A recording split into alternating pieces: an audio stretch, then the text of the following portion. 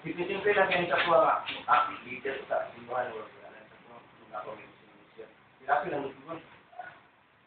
Kaya para malingaw.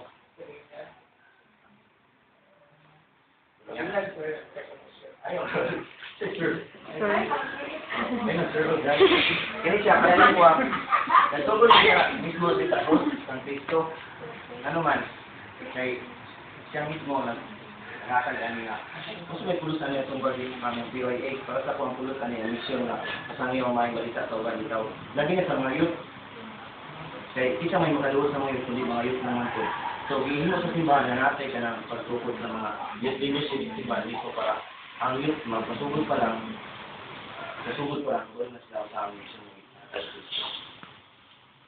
So, bali-wala ako ngayon, ika na rin simbahan, huwag yung pulot.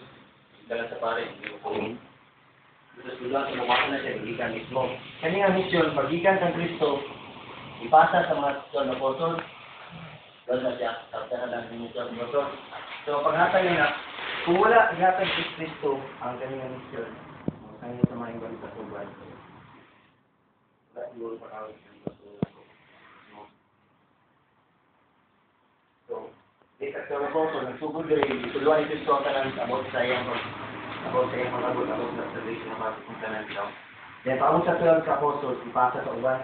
Then sa 12 apostles, nangipili nga isa na pinaka-leader. Isa man to? Peter. Saan? Commander ka sa Chris. Si Peter. Yan na si Cristo nga. Tunga si Petra, may super. Ang Petra, may recovery, Iglesia, may yan. Yan na si Juan, Jesus, may si Peter.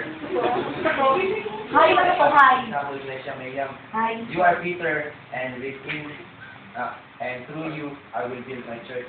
You are Peter the rock. Siya ang bato daw. Aminin sa Peter kay rock man ang bato. Ikaw ang bato. O kanimo, ito ko na ako ng simbahan. Pero si Peter ang pinaka-foundation sa simbahan. Yan, sabta natin na, sugod sa 12.